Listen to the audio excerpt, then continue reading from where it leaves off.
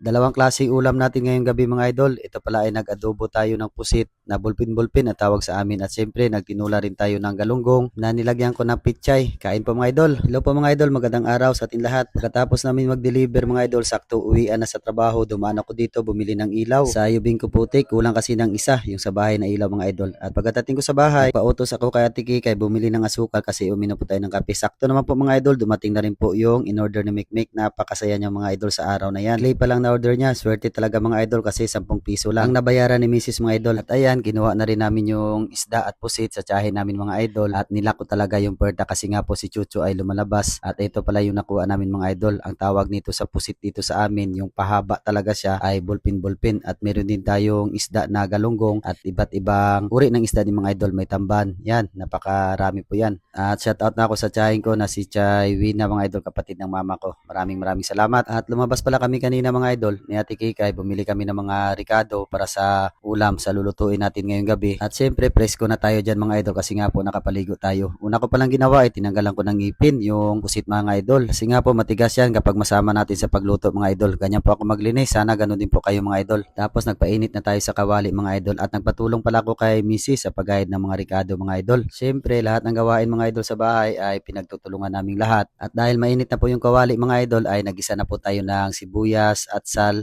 tsaka bawang. At shout out pala kay Idol Winico Ismirian na lagi pong nanonood sa mga video namin. Salamat po sir. At ito na yung pusit natin mga idol. Siyempre ilagay na natin kasi lumalabas na talaga yung bango ng ginisa natin ng mga ricado. Siyempre huwag natin kalimutang halu-haluin ng mga idol. At maglagay din tayo ng kaunting suka lang. Huwag talaga marami kasi umaasim po yan mga idol. At saktuhang toyo lang din at pamintang pino at dahon ng laurel. At siyempre mga idol ay pakukuluan muna natin yan ng mga ilang minuto o tawag sa amin ay pakuratan o biglaang kulo lang mga idol. Kung tama na ba yung sinabi ko mga idol. At ayan, naglagay na rin po tayo pang palasa dito tulad ng oyster sauce at magic na din mga idol at asin lang din yan, hindi na po tayo naglagay ng bitchin dyan mga idol. At syempre, tayong nagluluto, tikman din natin kung sakto na talaga. At ngayon ay sakto na yan mga idol at syempre mayroon pa tayong lulutuin, magtinula pa tayo ng isda mga idol. At shout out pala ko kay Idol Ak Saturn na taga Aklan at kay Idol Genesis Guillermo, sabi niya i-flex na rin daw. Yan, na-flex kita idol, salamat. At ngayon mga idol, natapos na ang 5 minuto, sakto na luto na yung padobong pusit natin at syempre hinango ko na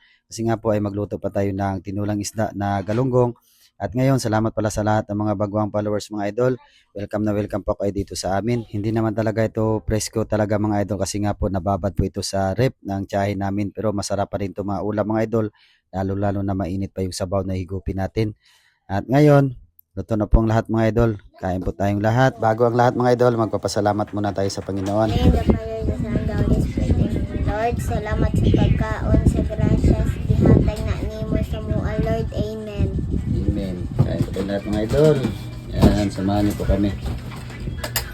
Yan, napakasarap na ulam mga idol at simple lang po na aming pinagsasaluhan ng aking mga anak. At ang sabi pa pala ni Mikmik dyan mga idol, no, bakit hindi daw maitim yung sabaw ng adobong pusit?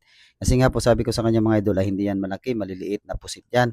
Kasi paborito nila mga idol kumakain nung maitim yung labi nila at yung ngipin kasi nasisiyahan sila mga idol kapag kumakain nun na maraming tinta.